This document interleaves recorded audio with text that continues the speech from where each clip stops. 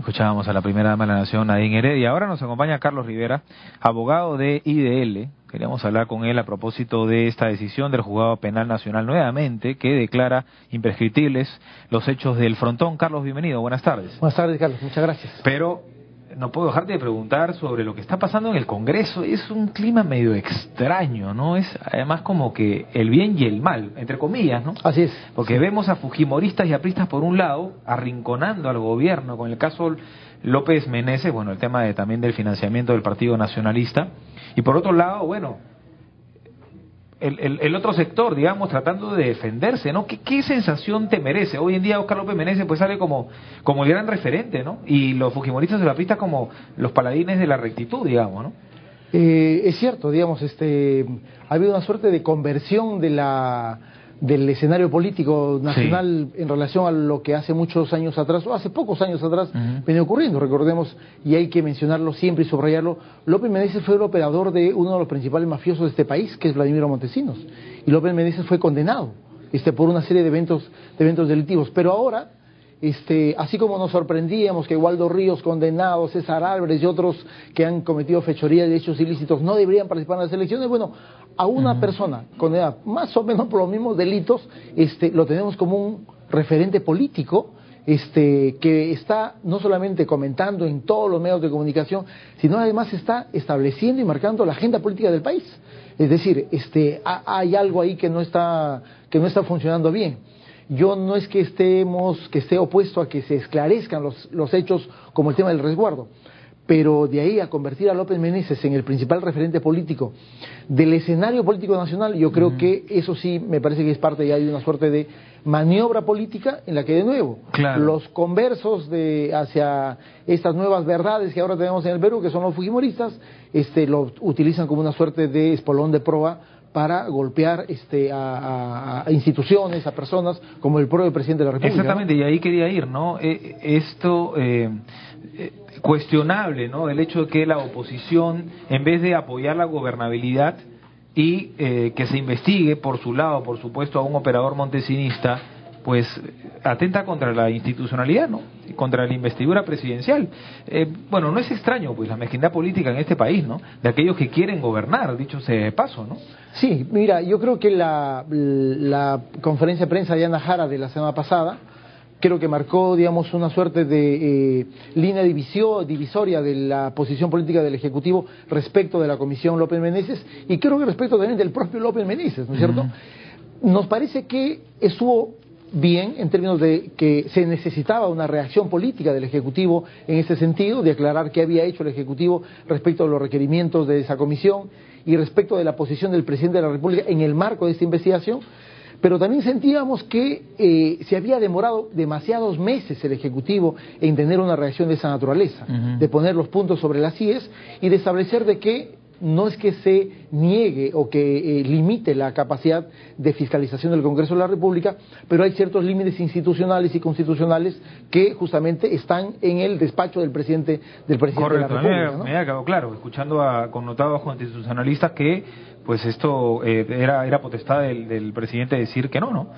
Ahora, claro, ofreció apoyo del Ejecutivo y es lo que hoy reclaman, entiendo, la Comisión Díaz Dios, ¿no? Efectivamente, y capaz yo creo que el principal problema del Ejecutivo ha sido, uno, el reaccionar tarde, hacerlo casi un año después, y segundo, tener un discurso un poco ambiguo respecto de cuál fue la razón de este fabuloso resguardo policial que tenía López Meneses, ¿no? Me parece que hayan habido dos errores políticos, pero me parece más por omisión que por acción, ¿no es cierto? Pero claro, en política, lamentablemente, las omisiones suelen costar más a alguien o a una institución que esté ejerciendo el poder, ¿no? A propósito, la fiscal anticorrupción Nora Córdoba, en algo que a mí me parece inexplicable también, ha señalado que Vladimiro Montesinos va a declarar sobre este tema, sobre el resguardo policial.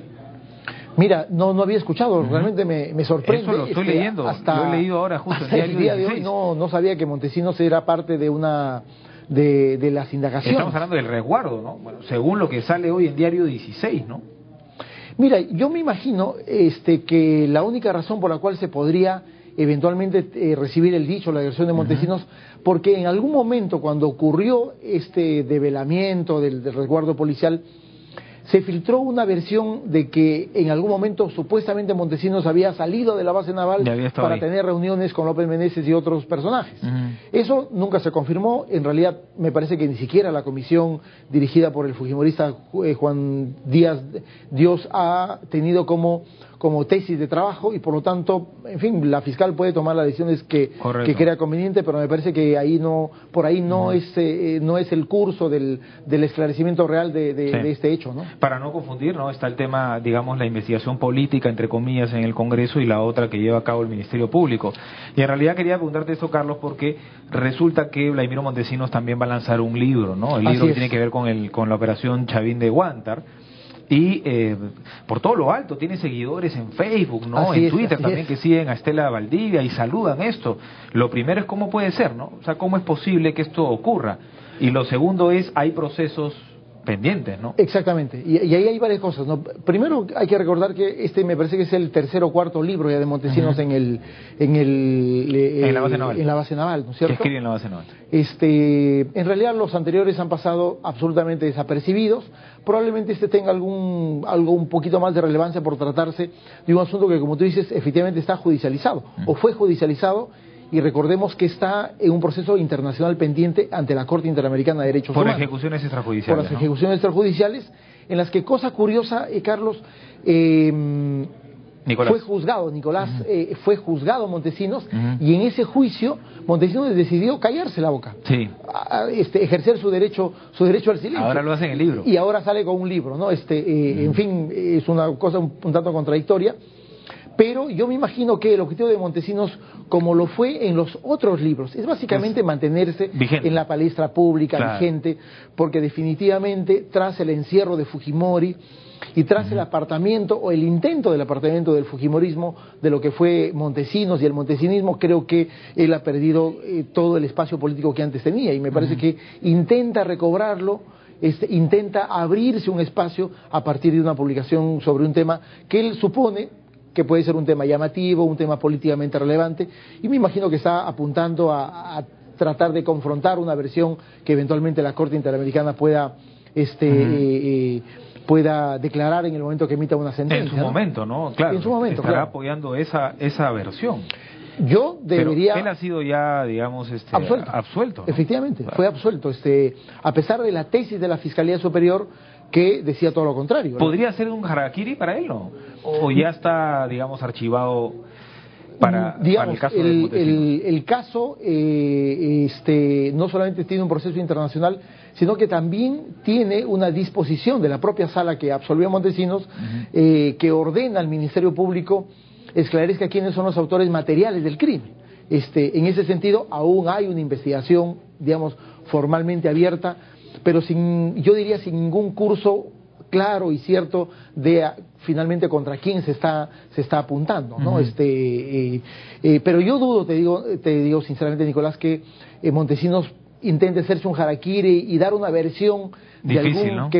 En la cual pueda él... Bueno, material no es tampoco, ¿no? Efectivamente, obviamente no es un autor material. Por eso la tesis de la Fiscalía en el juicio fue que él era parte de los autores inmediatos del crimen, ¿no es cierto? Eso fue lamentablemente desestimado por el tribunal, a pesar de que habían una serie de pruebas que daban cuenta de que Montesinos fue como que el nexo que vinculaba al presidente Fujimori, que dispuso la realización de la operación militar de Chavín de Huántar, con los comandos militares, comenzando por el presidente del Comando Conjunto. Esa labor cumplió Montesinos, ¿no? Es decir, de ser una suerte de nexo entre el jefe político y los operadores militares de la operación Chavín de Huántar. Que ahí comienza el problema, en realidad, porque no tenía el cargo, pues, ¿no? Efectivamente, es decir, ese es un dato de la realidad, pero justamente ese dato de la realidad es un hecho abiertamente ilegal, abiertamente irregular. Más allá de que Montesinos era el asesor en seguridad e inteligencia del presidente de la República, a él no le cabía ningún tipo de atribución para cumplir ese rol de recibir una orden verbal y transmitirla a un comando militar. Claro. Pero claro, esto ocurre hacia el año 97 y ya por lo menos 6 o 7 años antes Montesinos ya había venido cumpliendo esa misión, que es la razón por la cual él es condenado en los crímenes del destacamento Colina, ¿no? Ahora, con respecto al tema que realmente nos convocaba esta conversación, Carlos, ¿no? Esto que ha el Juzgado Penal Nacional declarado imprescriptible los hechos del Frontón, ciertamente parecidos también, ¿no? Porque detrás hay una orden, ¿no? Sí. De un presidente, de algún ministro. Parecido también. Sí, claro, recordamos a Fujimori y Montesinos, porque la Corte Interamericana de Derechos Humanos hace un paralelo entre lo que es delitos de lesa humanidad y lo que son los delitos comunes, ¿no? O graves de derechos humanos. Hablo en realidad del grupo Colina, pero ciertamente hay relación, ¿no? Aquí, porque muchos se quieren lavar las manos. Exactamente. ¿No? Estamos ante crímenes primero de igual magnitud, ¿no es cierto? En los crímenes de Colina y en el crimen del Frontón estamos ante no solamente graves violaciones a los derechos humanos, sino crímenes que de acuerdo al derecho internacional son crímenes contra la humanidad. Y ese es el sentido de la resolución judicial que ha sido difundida hace pocos días atrás, ¿no es cierto? Que es una más. Es una más, en realidad. En el caso del Frontón hay 33 procesados, son defendidos por un solo abogado. Marinos. Y ese abogado decidió presentar una excepción de prescripción por cada uno de sus patrocinados. En ninguna ha ganado, en todas ha perdido, y esta es la última en la que había presentado por los dos últimos marinos que fueron incorporados al proceso judicial. Claro, argumentando obviamente la resolución del Tribunal Constitucional que decía lo contrario. Exactamente. Extrañamente además, ¿o no? No tan extrañamente, atendiendo a la composición que en su momento tenía el Tribunal Constitucional, ¿no? Pero sí hay una abierta contradicción entre las cerca de 25 veces que el Poder Judicial ha dicho que el crimen del Frontón es un crimen de lesa humanidad y consecuentemente imprescriptible, y la sentencia que salió el año pasado, me parece que fue en septiembre del año pasado, con un Tribunal Constitucional conformado por los personajes que hace pocas semanas atrás que estaban de salida y que estaban como que ofertando sentencias, y que dijeron, en una suerte de trabalenguas judicial, dijeron que el crimen del Frontón no era un crimen de lesa humanidad, que era un delito común, pero que prescribía cuando terminara el juicio oral, que todavía no comienza. Ese plazo de prescripción no existe en la ley penal peruana. La ley penal peruana es taxativa al momento de establecer o es o no es. O es o no es. Claro, porque si no, ¿para qué abrir proceso? Además? Exactamente, o sea, no es que cuando termina el proceso recién prescribe. En realidad ahí hay una declaración un tanto cantinflesca, pero que tiene una sola razón de ser, que es la redacción que está en el último párrafo de los fundamentos de la sentencia, que dice que va a prescribir cuando termine el juicio que no comienza, pero que queda terminantemente prohibido reabrir nuevos procesos judiciales luego que ese juicio termine. En realidad, ¿qué cosa es lo que nos está diciendo? Lo que viene después, los autores inmediatos. Exactamente. El juicio del Frontón es un juicio que está abierto solamente contra 33 personas que son autores materiales del crimen. La Fiscalía el año pasado, cuando formuló acusación, dijo que constataba eso, que era un caso, un proceso judicial en el que solamente habían autores materiales, pero que del análisis que había hecho de los hechos deducía que habían órdenes superiores de personas no actuaron solos, que podían ser identificados como autores inmediatos. Claro, pero se absolvió a García, a Gianpietri. No han sido absueltos. No absueltos, sino, perdón, no fueron denunciados. No fueron denunciados. Por eso es importante la declaración que hace la Fiscalía Superior cuando formula acusación y dice: la responsabilidad de los autores inmediatos estará a resultas del juicio oral el momento que termine. Y justamente la declaración de la Fiscalía es coherente porque ni García, ni Gianpietri, ni Mantilla, que son técnicamente los autores inmediatos del crimen, fueron considerados en el caso. Y por lo tanto la Fiscalía no podría imputarles en ese momento ningún tipo de responsabilidad. Claro. Pero sí podría ocurrir que cuando termine el juicio oral contra los autores materiales, el tribunal decida sobre la base de la información que se discute en ese juicio, claro, que hay autores inmediatos y que deben ser denunciados. Cobra un poco de sentido, digamos. Exactamente. Entre comillas, porque al final te dice después ya no debe archivarse todo, ¿no? Ahí tiene sentido la sentencia del Tribunal Constitucional del año pasado. Vamos a ver qué cartas se presentan y según eso, de repente aparecen pues los autores materiales, ¿no? Mediatos, sí, ¿no? Yo estoy convencido que sí, porque pero después dicen no puede haber juicio. Ahí va a haber una discusión, y yo creo que el sentido de esa sentencia, el TC del año pasado, va a asumir ese rol más que jurídico, jurisprudencial, un rol más político, ¿no es cierto?, de pretender ser una cuña para una eventual decisión respecto de qué debe suceder con los autores inmediatos que se han identificado. Y eso va a llegar en plena campaña electoral, ¿no? Va a llegar en plena campaña electoral. Y con un nuevo Tribunal Constitucional que, entiendo, a lo menos tendrá que revisar lo que hizo aquel Tribunal Constitucional. Dicho sea de paso, que el TC hoy en día puede ir a estar en el tapete, ¿no? Por el tema de Chiclayo, por ejemplo, ¿no? Exactamente. Yo creo que lo que tú has dicho, Nicolás, va a ser muy importante el momento que se inicie el juicio y que se comiencen a desplegar las estrategias de defensa defensa de los autores materiales, pero también la estrategia de defensa política de aquellos que se consideran y se sienten autores inmediatos del caso. Que digamos, se van a querer respaldar obviamente en esta resolución del Tribunal Constitucional. Pero justamente la nueva composición del Tribunal Constitucional, yo supongo que en algún momento va a tener que tomar algún tipo de decisión sobre esas sentencias que fueron llevadas o emitidas de manera irregular y casi a pedido de los interesados, y no tratando de proteger la legalidad o la vinculación de las obligaciones que Perú tiene respecto al derecho internacional, ¿no? Para finalizar, estamos hablando de supuestos, ¿no? Porque claro, aquí ya este es el último pedido de los dos oficiales de la Marina de Guerra, tengo el nombre por aquí. Pero, digamos, aquí acaban ya los pedidos para que se declare prescriptible, digamos, ¿no? Sí. En todos han perdido. En todos han perdido. Perfecto. Entonces, digamos, debería ocurrir eso. Que se pierda nuevamente y que se inicie ya el juicio oral. Sí. Pero del juicio oral podrían decir, bueno, ok, perfecto, hemos llegado a la conclusión que solamente hay autores materiales. ¿Y ahí se cierra el caso o puede haber una denuncia nuevamente por De hecho, en un juicio hay dos partes y aquí vamos a tener frente a nosotros, porque representamos a la parte civil, a la defensa de los autores materiales, ¿no es cierto? Pero de este lado vamos a tener a la Fiscalía, a la parte civil que estamos representando nosotros, y seguramente al propio tribunal. ¿En qué sentido? De nuestra parte vamos a alentar que al final de ese juicio se determinen las responsabilidades criminales de aquellos que dispusieron la comisión del evento criminal, es decir, los autores inmediatos. ¿Y por qué no lo hicieron en su momento? ¿También apelaron en su momento? Porque cuando no se incluye a García, a Pietri y a Mantilla. Ahí fue un problema con el Ministerio Público que, a pesar de la existencia de múltiples evidencias, como yo, Nicolás, lo he dicho en algún momento, he tenido la oportunidad de participar en ambos juicios, el de Fujimori y el del Frontón, y desde mi punto de vista hay más pruebas directas contra García que las que existieron contra Fujimori en el caso de violaciones a derechos humanos. A pesar de eso, el Ministerio Público tomó una decisión de archivar el caso. Y ahí, claro, ahí la defensa, digamos, tiene que respetar hasta ese Pero punto. ya en el juicio estamos en un escenario que no es el Ministerio Público, que es un escenario judicial. Y es el juez el que puede decidir. Y es el tribunal el que va a tomar una decisión.